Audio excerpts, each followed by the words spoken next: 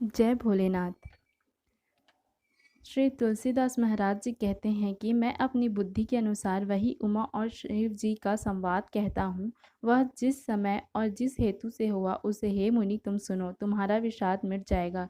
एक बार त्रेता युग में शिव जी अगस्त ऋषि के पास गए। उनके साथ जगत जननी भवानी सती जी भी थी। ऋषि ने संपूर्ण जगत के ईश्वर जानकर उनका पूजन किया। मुनिवर अगस्त जी ने राम कथा विस्तार से कही, जिसको महेश्वर ने परम सुख मानकर सुना।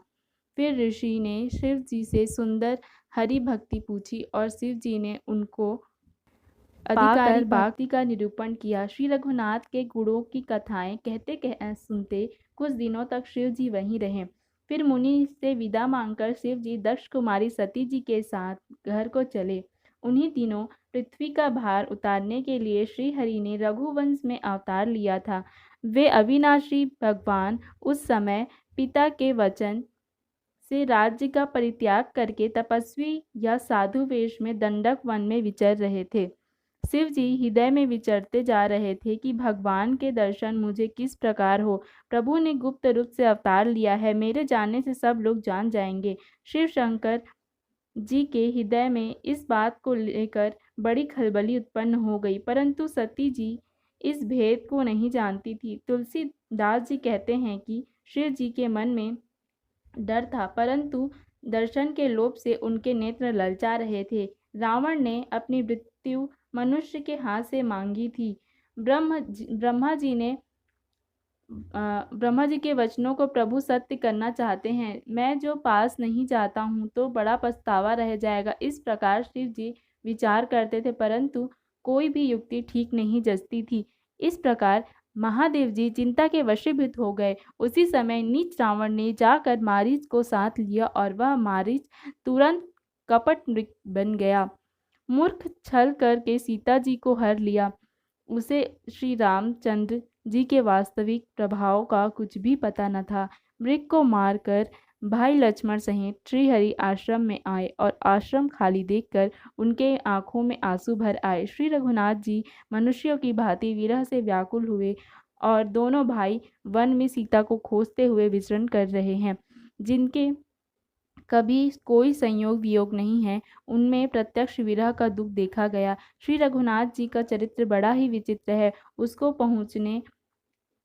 पहुँचे हुए ज्ञानी जन ही जानते हैं।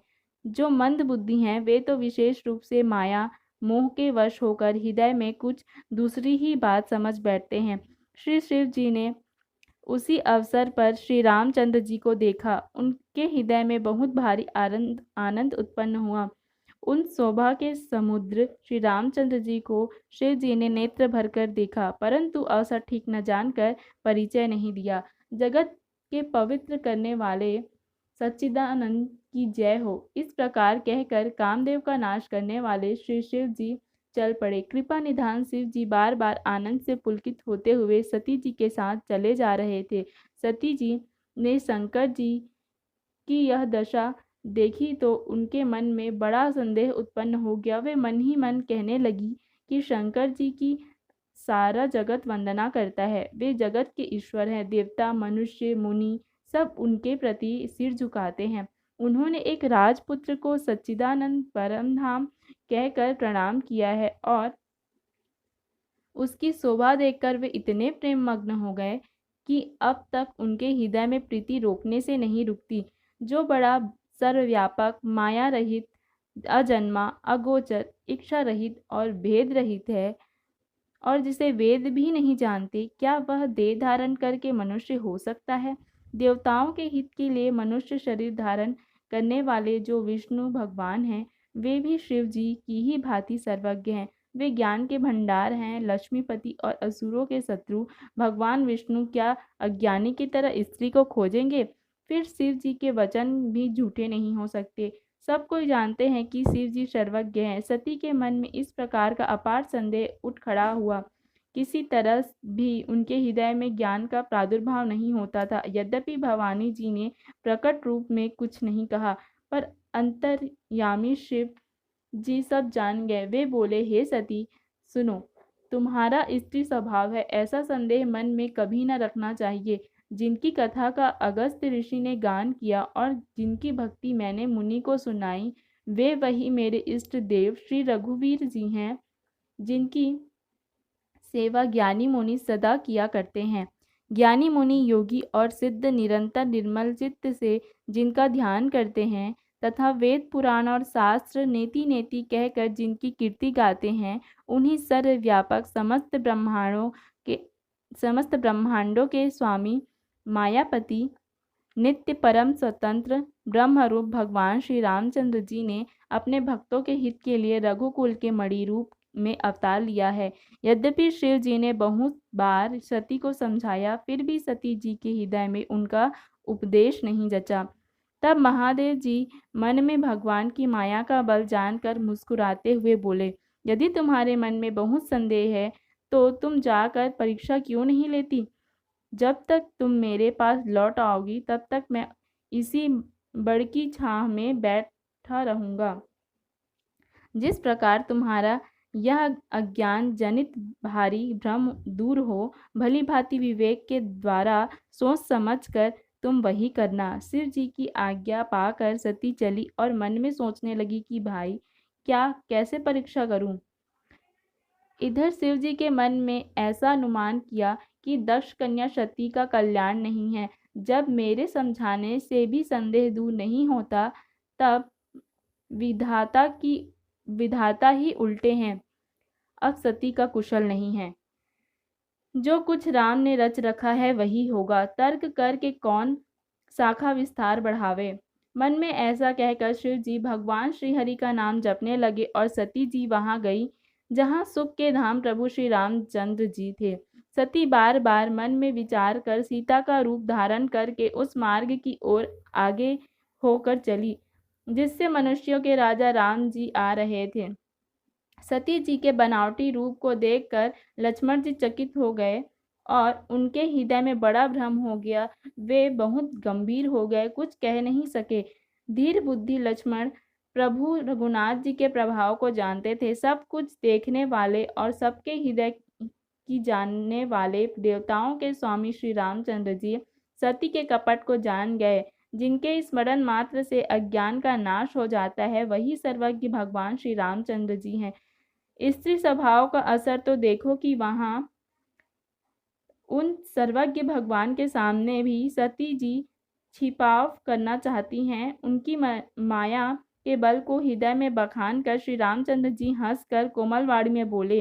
पहले प्रभु ने हाथ जोड़कर सती को प्रणाम किया और पिता सहित अपना नाम बताया। फिर कहा कि वृषकेतु शिव जी कहाँ हैं? आप यहाँ वन में अकेली किस लिए घूम रही हैं? श्री राम के कोमल और रहस्य भरे वचन सुनकर सती को बड़ा संकोच हुआ। वे डरती हुई शिव जी के पास चली। उनके हृदय में बड़ी चिंता हो गई कि मैंने शंकर जी का कहना न माना और अपने अज्ञान का श्री रामचंद्र जी पर आरोप किया।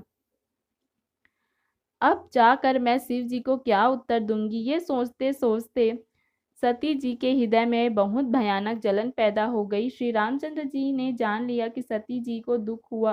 तब उन्होंने अपना कुछ प्रभाव प्रकट करके उन्हें दिखाया। सती जी ने मार्ग में जाते हुए यह कौतुक देखा कि श्री रामचंद्र जी सीता जी और लक्ष्मण जी सहित आगे चले आ रहे हैं। तब उन्होंने पीछे की ओर फिर कर देखा तो वहां भी भाई लक्ष्मण जी और सीता जी के साथ श्री रामचंद्र जी सुंदर रूप में दिखाई दिए। वे जिधर देखती उधर ही प्रभु श्री रामचंद्र जी विराजमान हैं और सुचतुर सिद्ध मुनीश्वर उनकी सेवा कर रहे हैं। सती जी ने अनेक शिव, ब्रह्मा और विष्णु देखे जो एक से एक बढ़कर असीम प्रभाव वाले थे। भांति भांति के वेश धारण किए सभी देवताओं श्री रामचंद्र जी की चरण वंदना और सेवा कर रहे हैं। उन्होंने अनगिनत अनुपम सती, ब्रह्माणी और लक्ष्मी देखी। जिस जिस रूप में ब्रह्मा आदि देवता थे, उसी के अनुकूल रूप में ये सब शक्तियां भी थीं। सती जी ने जहाँ जहाँ जितने रघुनाथ जी देखे, शक्तियों सहित वहां उतने ही सारे देवताओं को भी देखा। संसार में जो चराचर जीव हैं, वे भी अनेक प्रकार के सब देखे। उन्होंने देखा कि अनेक रूप धारण करके देवता प्रभु श्री रामचंद्र जी की पूजा कर रहे हैं, परंतु श्री रामचंद्र जी का दूसरा रूप कहीं नहीं देखा। सीता सहित श्री रघुनाथ जी बहुत से देखे, परंतु उनके वेश अनेक नहीं थे। सब जगह वही रघुनाथ जी, वही लक्ष्मण और वही सीता जी। सती ऐसा देखकर बहुत ही डर गई। उनका हृदय कांपने लगा और देह की सारी सुध बुझ जाती रही। वे आंख मूंद कर मार्ग में बैठ गई।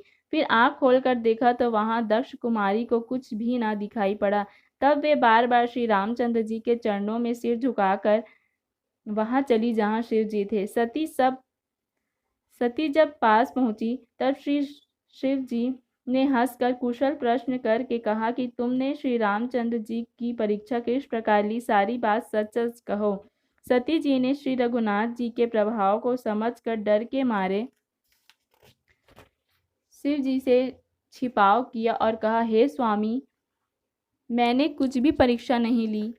वहां जाकर आपकी ही तरह प्रणाम किया। आपने जो कहा वह झूठ नहीं हो सकता। मेरे मन में यह बड़ा पूरा विश्वास है। तब शिव जी ने ध्यान करके देखा और सती जी ने चरित्र किया था सब जान लिया। फिर श्री रामचंद्र जी की माया को सिर झुकाया, जिसने प्रेरणा करके सती के मुंह से भी झूठ कहला दिया। सुजान शिव जी ने मन में विचार किया कि हरि की इच्छा रूपी भावी प्रबल है।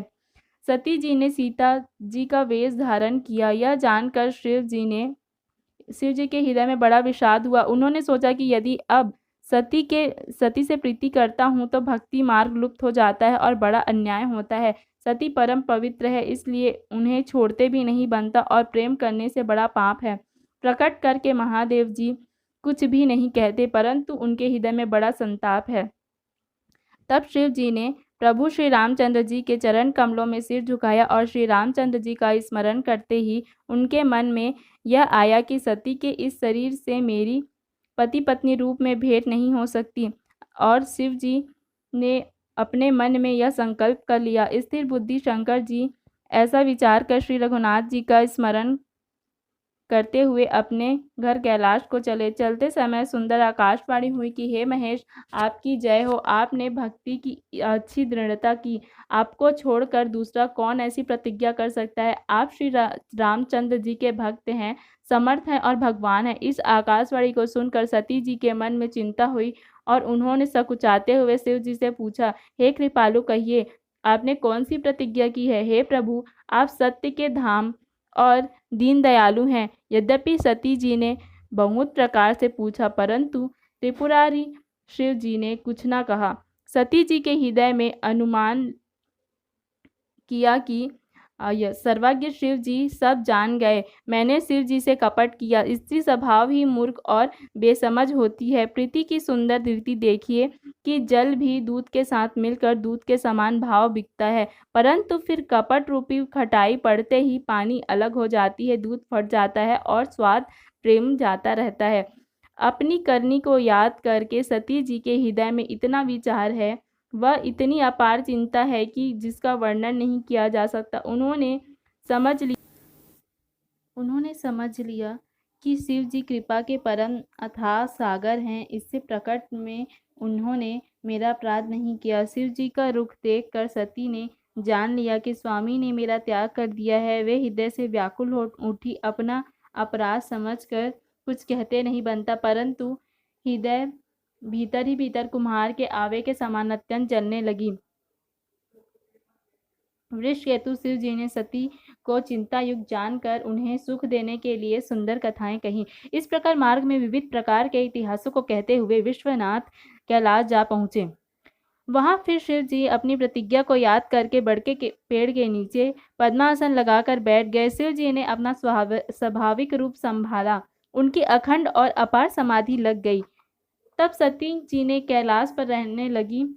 उनके मन में बड़ा दुख था। इस रहस्य को कोई कुछ भी नहीं जानता था। उनका एक एक दिन युग के समान बीत रहा था। सती जी के हृदय में नित्य नया और भारी सोच हो रहा था कि मैं इस दुख रूपी समुद्र के पार कब जाऊंगी।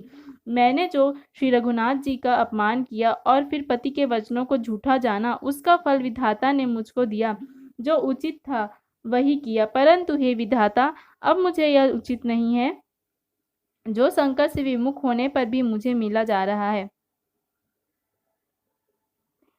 सती जी के हृदय की ग्लानि कुछ कही नहीं जाती। बुद्धिमती सती जी ने मन ही मन श्री रामचंद्र जी को स्मरण किया और कहा, हे प्रभु, यदि आप दीन दयालु कहलाते हैं और वेदों में ने आपका यह यश गाया है कि आप दुख को हरने वाले हैं, तो मैं हाथ जोड़कर विनती करती हूँ कि मेरी यह देह जल्दी छूट जाए। यदि मेरा शिव जी के चरणों में प्रेम है और यह व्रत मन, वचन और कर्म से सत्य है, तो हे सर्वदर्शी प्रभु, सुनिए और शीघ्र वह उपाय कीजिए जिससे मेरा मरण हो और बिना ही परिश्रम यह पति परित्याग रूपी असाह विपत्ति दूर हो जाए। इस प्रकार दक्ष श्रुता सती जी बहुत दुखित थी। उनको इतना दारुण दुख था कि जिसका वर्णन नहीं किया जा सकता। 87,000 वर्ष बीत जाने पर अविनाशी शिव जी ने समाधि खोली। शिव जी राम नाम को स्मरण करने लगे। तब सती जी ने जाना कि अब जगत ने जाकर शिव जी के चरणों में प्रणाम किया। शिव जी ने उनको बैठने के लिए सामने आसन दिया। शिव जी भगवान हरि को रसमयी कथाएं कहने लगे। उसी समय दक्ष प्रजापति हुए। ब्रह्मा जी ने सब प्रकार से योग देख समझ कर दक्ष को प्रजापतियों का नायक बना दिया। जब दक्ष ने इतना बड़ा अधिकार पाया, तब उनके हृदय में अत्यंत अभिमान आ गया। जगत में ऐसा कोई नहीं पैदा हुआ जिसको प्रभुता पाकर मद न हो।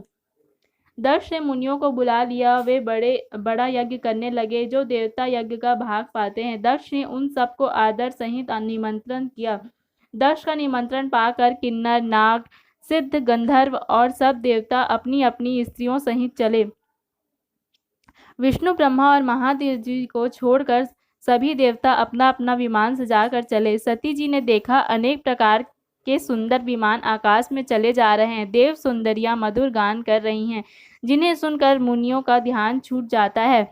सती जी ने विमानों में देवताओं के जाने का कारण पूछा। तब शिव जी ने सब बातें बताई। पिता के यज्ञ की बात सुनकर सती कुछ प्रसन्न हुई और सोचने लगी कि यदि महादेव जी मुझे आज्ञा दे तो इसी बहाने कुछ दिन पिता के घर जाकर रहूं, क्योंकि उनके हृदय में पति द्वारा त्यागी जाने का बड़ा भारी दुख था। पर अपना अपराध समझकर वे कुछ कहती न थी। आखिर सती जी भय, संकोच और प्रेम रस में सनी हुई मनोहर वाणी में बोली, हे प्रभु, मेरे पिता के घर बहुत बड़ा उत्सव है। यदि आपकी आज्ञा हो तो हे कृपा निधान, मैं आदर सहित उसे देखने जाऊं। शिव जी ने कहा, तुमने बात तो अच्छी कही है, यह मेरे मन को भी पसंद आई, पर उन्होंने न्योता नहीं भेजा, यह अनुचित है। दक्ष ने अपनी सब लड़कियों को बुलाया है, किंतु हमारे वैर के कारण उन्होंने तुमको भी नहीं बुलाया। एक बार ब्रह्मा के सभा में हम से अप्रसन्न हो गए थे, उसी से वे अब भी हमारा अपमान करते हैं। हे भवानी, जो तुम बिना बुलाए जाओगी तो न शील स्नेह ही रहेगा और न मान मर्यादा ही रहेगी। यद्यपि इसमें संदेह नहीं है कि मित्र, स्वामी, पिता और गुरु के घर बिना बुलाए भी जाना चाहिए, तो भी वहाँ कोई विरोध मानता हो, कल्याण उसके घर जाने में बहुत प्रकार से समझाया, पर होनहार वश सती के हृदय में बोध नहीं हुआ। फिर शिव जी ने कहा कि यदि बिना बुलाए जाओगी तो हमारी समझ में अच्छी बात नहीं होगी। शिव जी ने बहुत प्रकार से कहकर देख लिया, किंतु जब सती किसी प्रकार भी नहीं रुकी, तब त्रिपुरारी महादेव जी ने अपने मुख्य गणों को साथ देकर उनको विदा कर दिया। भवानी जब पिता के घर पहुंची, तब दक्ष के डर के मारे किसी ने उनकी आवभगत नहीं की। केवल एक माता भले ही आदर से मिली, बहनें बहुत मुस्कुराती हुई मिली। दक्ष ने उनकी कुछ कुशल तक नहीं पूछी। सती जी को देखकर उल्टे उनके सारे अंग जल उठे। तब सती ने जाकर यज्ञ देखा तो वहां कहीं शिव जी का भाग दिखाई नहीं दिया। तब शिव जी ने कहा था, वह उनकी समझ में आया। स्वामी का अपमान समझकर सती का हृदय जल उठा। पिछला पति परित्याग का दुख उनके हृदय में उतना नहीं व्यापा था जितना महान दुख इस समय पति अपमान के कारण हुआ। यद्यपि जगत में अनेक प्रकार के दारुण दुख हैं, तथापि जाति अपमान सबसे बढ़कर कठिन है। यह समझकर सती जी को बड़ा क्रोध हो आया। माता ने उन्हें बहुत प्रकार से समझाया बुझाया, परंतु उनसे शिव जी का अपमान सहा नहीं गया। इससे उनके हृदय में कुछ भी प्रबोध नहीं हुआ। तब वे सारी सभा को हठपूर्वक डांट कर क्रोध भरे वचन बोली, हे सभासदों, और सब मुनीश्वरों, सुनो, जिन लोगों ने यहाँ शिव जी की निंदा की या सुनी है, उन सबको उसका फल तुरंत ही मिलेगा और मेरे पिता दक्ष भी भली भांति पछताएंगे।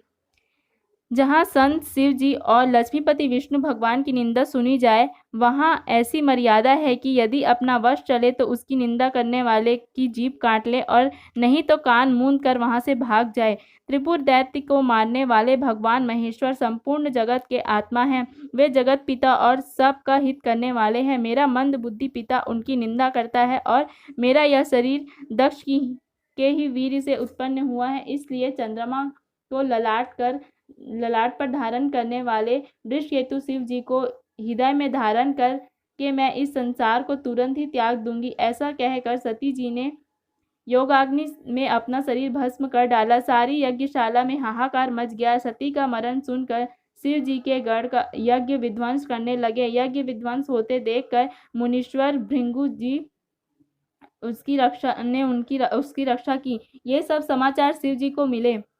तब उन्होंने क्रोध करके वीरभद्र को भेजा। उन्होंने वहां जाकर यज्ञ विध्वंस कर डाला और सब देवताओं को यथोचित फल दंड दिया। दक्ष की जगत प्रसिद्धि वही गति हुई जो शिवद्रोही की हुआ करती है। यह इतिहास सारा संसार जानता है, इसलिए मैंने संक्षेप में ही वर्णन किया। सती के ने मरते समय भगवान हरि से यह वर मांगा कि मेरा जन्म जन्म में शिव जी के चरणों में अनुराग रहे। इसी कारण उन्होंने हिमाचल के घर जाकर पार्वती के शरीर के रूप में जन्म लिया। जब से उमा जी हिमाचल के घर जन्मी, तब से वहां सारी सिद्धियां और संपत्तियां छा गई। मुनियों ने जहां तहां सुंदर आश्रम बना लिए और हिमाचल में उनको उचित स्थान दिए।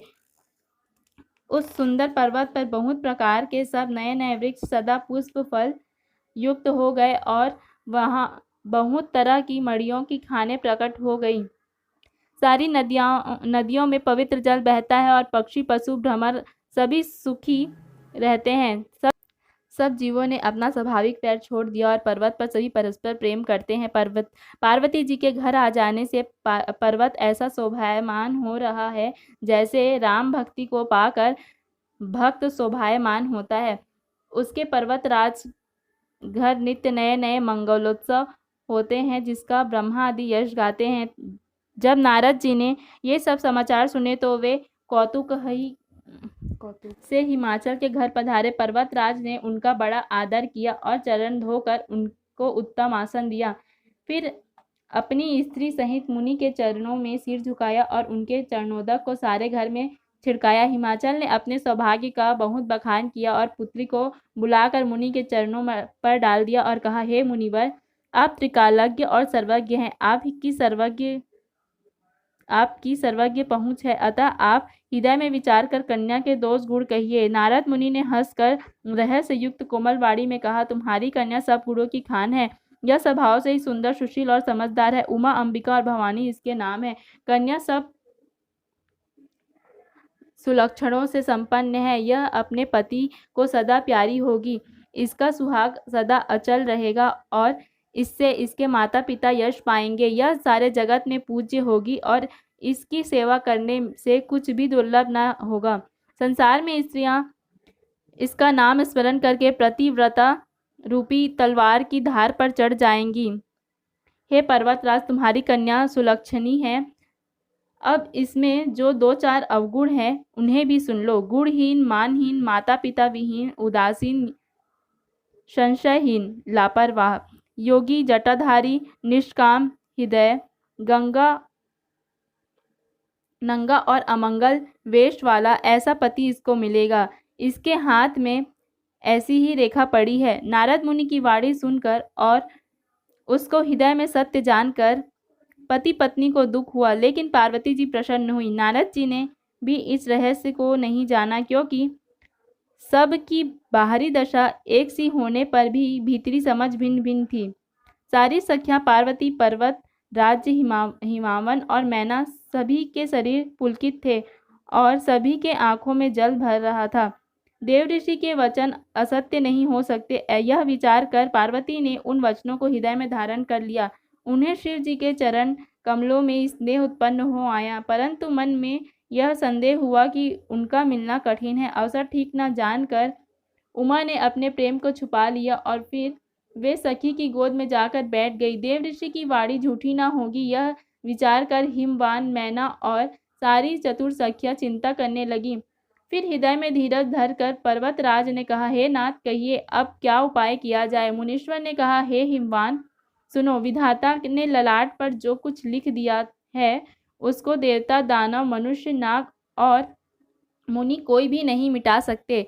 तो भी एक उपाय मैं बताता हूँ, यदि देव सहायता करे तो वह सिद्ध हो सकता है। उमा को वर तो निसंदेह वैसा ही मिलेगा जैसा मैंने तुम्हारे सामने वर्णन किया है, परंतु मैंने वर के जो जो दोष बताए हैं, मेरे अनुमान से वे सभी शिव जी में हैं। यदि शिव जी के साथ विवाह हो जाए तो दोषों को भी सब लोग गुरुओं के समान ही कहेंगे। जैसा विष्णु भगवान शेषनाग की शैया पर सोते हैं तो भी पंडित लोग उनको कोई दोष नहीं लगाते। सूर्य और अग्निदेव अच्छे बुरे सभी रसों का भक्षण करते हैं, परंतु उनको कोई बुरा नहीं कहता। गंगा जी में शुभ और अशुभ सभी जल बहता है, पर उन्हें अपवित्र नहीं कहता। सूर्य, अग्नि और गंगा जी की भांति समर्थ तो कुछ दोष नहीं लगता।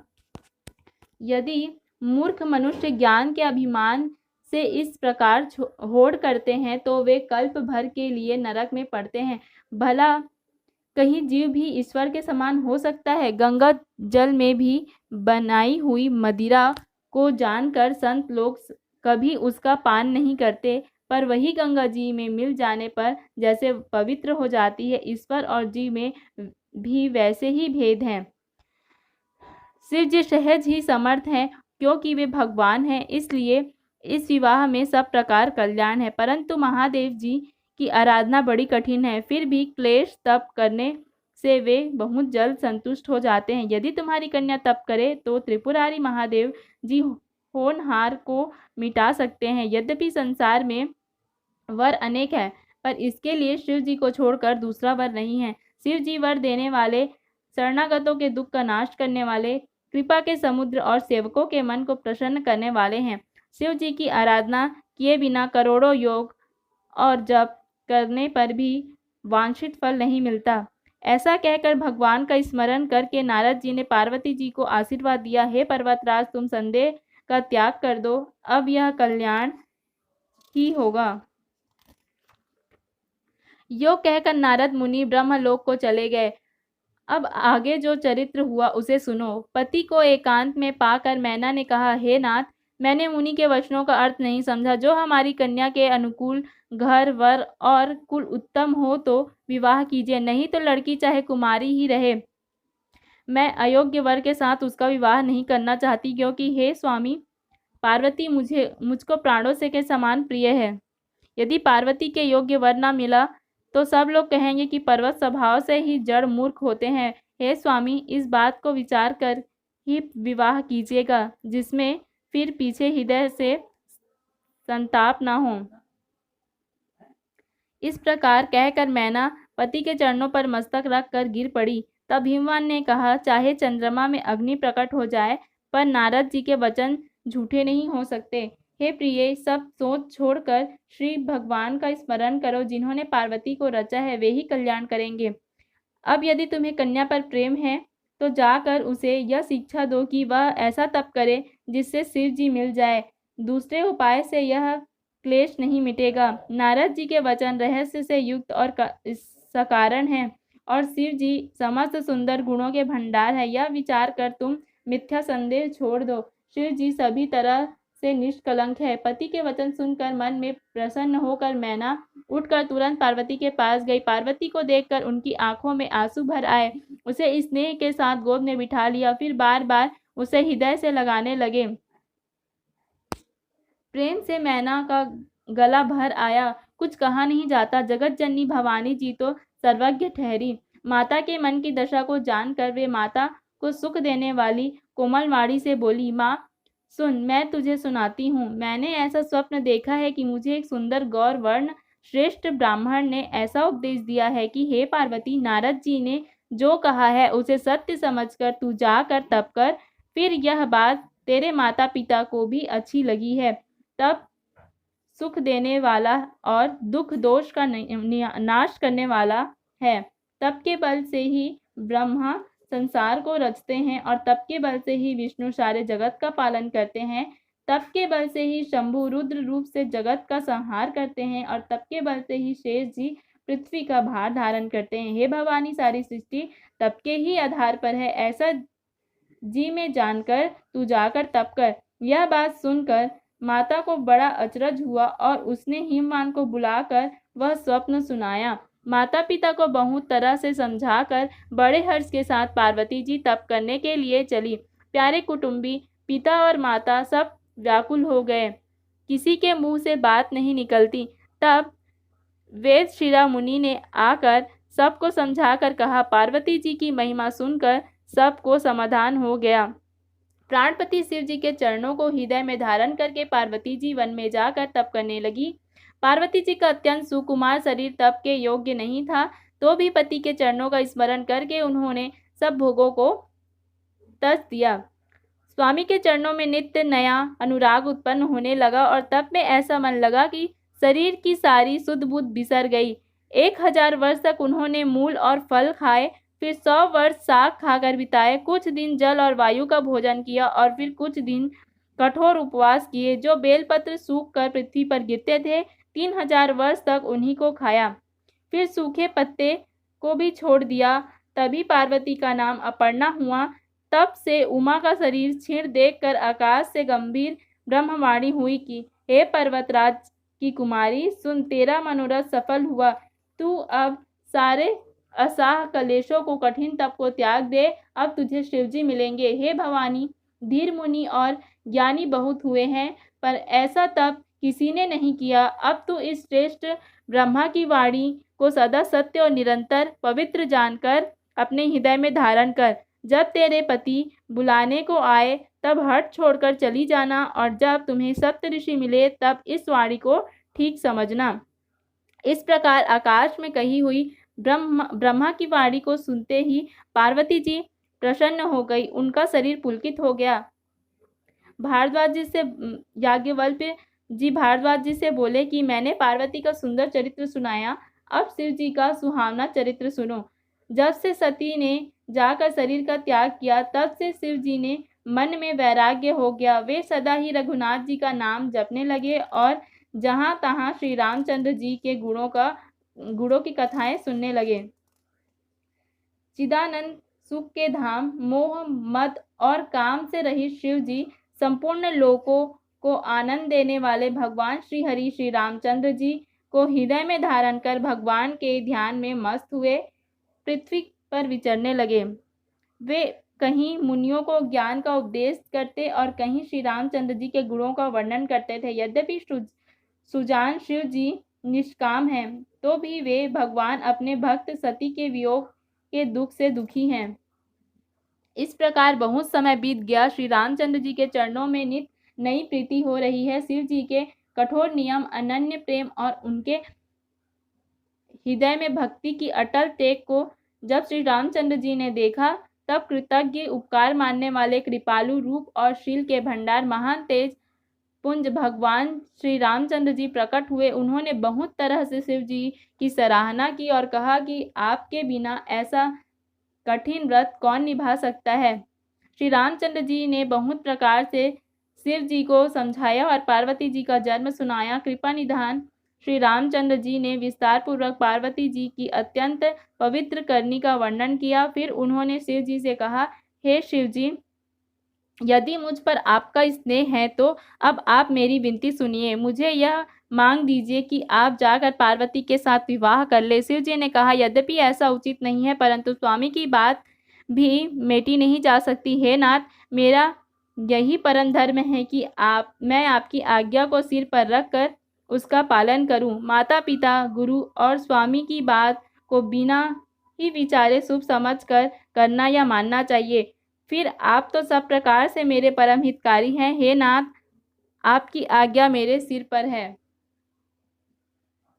शिव जी की भक्ति, ज्ञान और धर्म में युक्त वचन रचना सुनकर प्रभु रामचंद्र जी संतुष्ट हो गए। प्रभु ने कहा, हे हर, आपकी प्रतिज्ञा पूरी हो गई।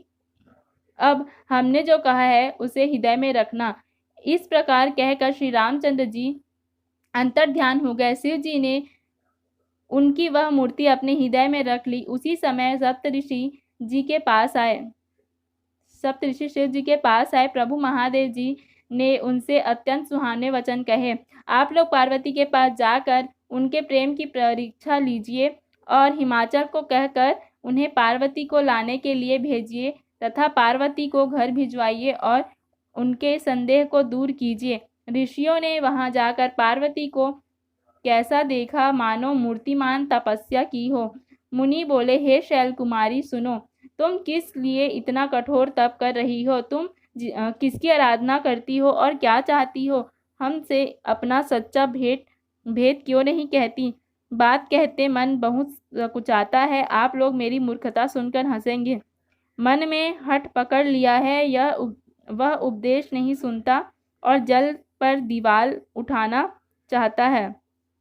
नारद जी ने जो कह दिया उसे सत्य जानकर मैं बिना ही पाख के उड़ना चाहती हूँ। हे मुनियों, आप मेरा अज्ञान तो देखिए कि मैं सदा शिव जी को ही पति बनाना चाहती हूँ। पार्वती जी की बात सुनते ही ऋषि लोग हंस पड़े और बोले, तुम्हारा शरीर पर्वत से ही तो उत्पन्न हुआ है। भला कहो तो नारद का उपदेश सुनकर आज तक किसका घर बसा है? उन्होंने जाकर दक्ष के पुत्रों को उपदेश दिया था, जिससे उन्होंने फिर लौटकर घर का मुख भी नहीं देखा। चित्रकेतु के घर को नारद ने ही चौपट दिया। फिर यही हाल हिरण्यकश्यपु का हुआ। जो स्त्री पुरुष नारद की सीख सुनते हैं वे घर बार छोड़कर अवश्य ही भिखारी हो जाते हैं। उनका मन तो कपटी है, शरीर पर सज्जनों के चिन्ह हैं। वे सभी को अपने समान बनाना चाहते हैं। उनके वचनों पर विश्वास मानकर तुम ऐसा पति चाहती हो जो स्वभाव से ही उदासीन, नर कपालों की माला पहनने वाला, बिना घर बार का, नंगा और शरीर पर सांपों को लपेटे रखने वाला है। ऐसे वर के मिलने से कहो तुम्हें क्या सुख मिलेगा? तुम उस ठग नारद के बहकावे में आकर खूब भली। पहले पंचों के कहने से शिव ने सती से विवाह किया था, परंतु फिर उसे त्याग कर मरवा डाला। अब शिव को कोई चिंता नहीं रही। भीख मांग कर खा लेते हैं और सुख से सो जाते हैं। ऐसे स्वभाव से ही अकेले रहने वालों के घर भी भला क्या कभी स्त्रियां टिक सकती हैं? अब भी हमारा कहा मानो, हमने तुम्हारे लिए अच्छा वर विचारा है। वह बहुत ही सुंदर, पवित्र, सुखदायक और सुशील है, जिसका यश और लीला वेद गाते हैं। वह दोषों से रहित, सारे सद्गुणों की राशि, लक्ष्मी का स्वामी और वैकुंठपुरी का रहने वाला है। हम ऐसे वर को लाकर तुमसे मिला देंगे। यह सुनते ही पार्वती जी हंसकर बोली, आपने यह सत्य ही कहा कि मेरा यह शरीर पर्वत से उत्पन्न हुआ, इसलिए हठ नहीं छूटेगा। शरीर भले ही छूट जाए, सोना भी पत्थर से ही उत्पन्न होता है, सो वह जलाए जाने पर भी अपने स्वभाव को नहीं छोड़ता। अतः मैं नारद जी के वचनों को नहीं छोड़ूंगी, चाहे घर बसे या उजड़े, इससे मैं नहीं डरती। जिसको गुरु के वचनों में विश्वास नहीं है, उसको सुख और सिद्धि स्वप्न में भी सुगम नहीं होती। माना कि महादेव जी अवगुणों के भवन हैं और विष्णु समस्त सद्गुणों के धाम हैं, पर जिसका मन जिसमें रम गया उसको तो उसी से काम है। हे मुनीश्वरों, यदि आप पहले मिलते तो मैं आपका उपदेश सिर माथे पर रख कर सुनती, परंतु अब तो मैं अपना जन्म शिव जी के लिए हार चुकी हूँ।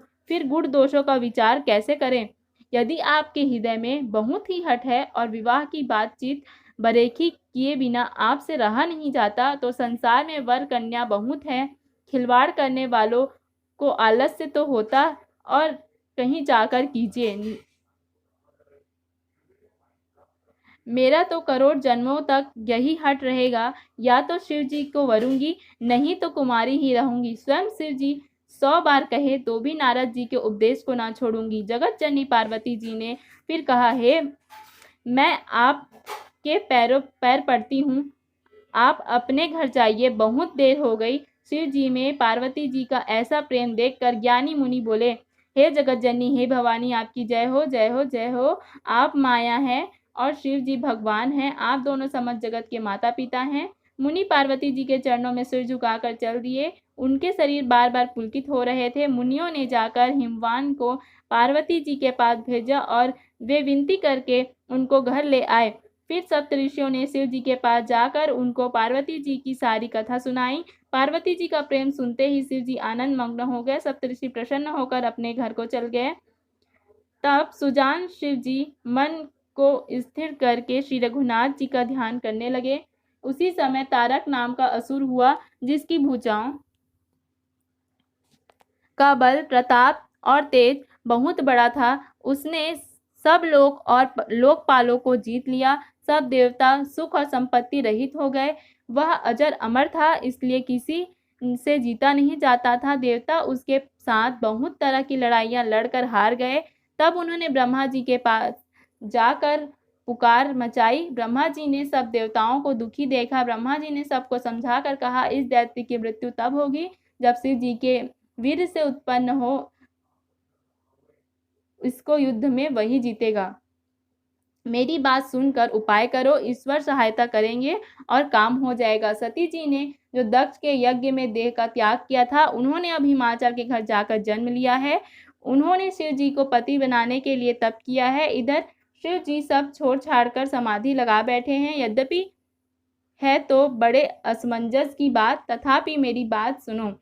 तुम जाकर कामदेव को शिव जी के पास भेजो। वह शिव जी के मन में शोक उत्पन्न करे, तब हम जाकर शिव जी के चरणों में सिर रख देंगे और जबरदस्ती विवाह करा देंगे। इस प्रकार से भले ही देवताओं का हित हो। सब ने कहा, यह सम्मति बहुत अच्छी है। फिर देवताओं ने बड़े प्रेम से स्तुति की। तब विषम 5 बाण धारण करने वाला और मछली के चिन्ह युक्त ध्वजा वाला कामदेव प्रकट हुआ। देवताओं ने कामदेव से अपनी सारी विपत्ति कही। सुनकर कामदेव ने मन में विचार किया और हंसकर देवताओं से यो कहा कि शिव जी के साथ विरोध करने में मेरी कुशल नहीं है, तथापि मैं तुम्हारा काम तो करूंगा, क्योंकि वेद दूसरे के उपकार को परम धर्म कहते हैं। जो दूसरे के हित के लिए अपना शरीर त्याग देता है, संत सदा उसकी बड़ाई करते हैं। यो कहकर और सबको सिर झुकाकर कामदेव अपनी पुष्प के धनुष को हाथ में लेकर बसंत आदि सहायकों के साथ चला। चलते समय कामदेव ने हृदय में ऐसा विचार किया कि शिव जी के साथ विरोध करने से मेरा मरण निश्चित है। तब उसने अपना प्रभाव फैलाया और समस्त संसार को अपने वश में कर लिया। जिस समय उस मछली के चिन्ह की ध्वजा वाले कामदेव ने कोप किया, उस समय क्षण भर में ही वेदों की सारी मर्यादा मिट गई। ब्रह्मचर्य, नियम, अनेक प्रकार के संयम, धीरज, धर्म, ज्ञान, विज्ञान, सदाचार, जप, योग, वैराग्य आदि विवेक की सारी सेना डरकर भाग गई। विवेक अपने सहायकों सहित भाग गया। उसके योद्धा रणभूमि में पीठ दिखा गए। उस समय वे सब सद्ग्रंथ रूपी पर्वत की कंदराओं में जा छिपे, अर्थात ज्ञान, वैराग्य, संयम, नियम, सदाचारी ग्रंथों में ही लिखे रह गए। उनका आचरण छूट गया। सारे जगत में खलबली मच गई। हे विधाता, अब क्या होने वाला है? हमारी रक्षा कौन करेगा? ऐसा 2 सिर वाला कौन है जिसके लिए रति के पति कामदेव ने कोप करके हाथ में धनुष बाण उठाया है? वाले जितने चर अचर प्राणी थे, वे सब अपनी अपनी मर्यादा छोड़कर काम में वशीभूत हो गए। सबके हृदय में काम की इच्छा व्याप्त हो गई। लताओं, बेलों को देखकर वृक्षों की डालियां झुकने लगी। नदियां उमड़ उमड़ कर समुद्र की ओर दौड़ी और ताल तलैया भी आपस में संगम करने लगी। जब जड़, वृक्ष, नदी आदि की यह दशा कही गई, तब चेतन जीवों की करनी कौन कह सकता है? आकाश, जल और पृथ्वी पर विचरने वाले सारे पशु पक्षी समय भुलाकर काम के वशीभूत हो गए। सब लोग कामांध हो गए, होकर व्याकुल हो गए। चकवा चकवी रात दिन नहीं देखते। देव, दैत्य, मनुष्य, किन्नर, सर्प, प्रेत, पिशाच, भूत, बेताल, ये तो सदा ही काम के गुलाम हैं। यह समझकर मैंने इनकी दशा का वर्णन नहीं किया। सिद्ध, विरक्त, महामुनि और महान योगी भी काम के वशीभूत होकर योग रहित या स्त्री के विरह हो गए। जब योगेश्वर और तपस्वी भी काम के वशीभूत हो गए, तब पामर मनुष्यों की कौन कहे? जो समस्त चराचर जगत को ब्रह्ममय देखते थे, वे अब उसे स्त्रीमय देखने लगे। स्त्रियां सारे जगत को पुरुष में देखने लगी और पुरुष उसे स्त्री में देखने लगे। 2 घड़ी तक सारे ब्रह्मांड में के अंदर कामदेव का रचा हुआ यह कौतुक रहा। किसी ने भी हृदय में धैर्य नहीं धारण किया। कामदेव ने सबके मन हर लिए। श्री रघुनाथ जी ने इनकी रक्षा की। केवल वे ही उस समय बचे रहे। 2 घड़ी तक ऐसा तमाशा हुआ जब तक कामदेव शिव जी के पास पहुंच गए। शिव जी को देखकर कामदेव डर गए। तब सारा संसार फिर जैसा था वैसा का वैसा हो गया। तुरंत ही सब जीव वैसे ही सुखी हो गए जैसे मत वाले नशा पिए हुए लोग मत उतर जाने पर सुखी होते हैं। जिनको पराजित करना अत्यंत ही कठिन है और जिनका पार पाना कठिन है। भगवान संपूर्ण ऐश्वर्य, धर्म, यश, श्री, ज्ञान और वैराग्य रूप 6 ईश्वरी गुणों से युक्त रुद्र महाभयंकर शिव जी को देखकर कामदेव भयभीत हो गए। लौट जाने में लज्जा मालूम होती है और करते कुछ बनता नहीं। आखिर मन में मरने का निश्चय करके उसने उपाय रचा, परंतु तुरंत ही सुंदर ऋतुराज वसंत को प्रकट किया। फूले हुए नए नए वृक्षों की कतारें सुशोभित हो गईं। वन उपवन, बावली, तालाब और सब दिशाओं के वशीभूत परम धाम हो गए। जहां तहां मानव प्रेम उमड़ रहा है, जिसे देखकर मरे मनों में भी कामदेव जाग उठा। मरे हुए मन में भी कामदेव जागने लगा। वन की सुंदरता कही नहीं जा सकती। काम रूपी अग्नि का सच्चा मित्र शीतल मंद सुगंधित पवन चलने लगा। सरोवरों में अनेक कमल खिल गए, जिन पर सुंदर भंवरों के समूह गुंजार करने लगे। राजहंस, कोयल और तोते, रसौली और अप्सराएं गा गा कर नाचने लगी। कामदेव अपनी सेना समेत करोड़ों प्रकार की सब कलाएं उपाय करके हार गया, पर शिव जी की अचल समाधि न डिगी। तब कामदेव क्रोधित हो उठा। आम के वृक्ष की एक सुंदर डाली देखकर मन में क्रोध से भरा हुआ कामदेव उस पर चढ़ गया। उसने पुष्प धनुष पर अपने 5 बाण चढ़ाए और अत्यंत क्रोध से लक्ष्य की ओर ताक कर उन्हें कान तक तान लिया। कामदेव ने तीक्ष्ण 5 बाण छोड़े जो शिव जी के हृदय में लगे। तब उनकी समाधि टूट गई और वे जाग गए। ईश्वर शिव जी के मन में बहुत क्षोभ हुआ। उन्होंने आंखें खोलकर सब ओर देखा। जब आम के पत्तों में छिपे हुए कामदेव को देखा तो उन्हें बड़ा क्रोध हुआ, जिससे तीनों लोग कांप उठे। तब शिव जी ने तीसरा नेत्र खोला। उनके देखते ही कामदेव जलकर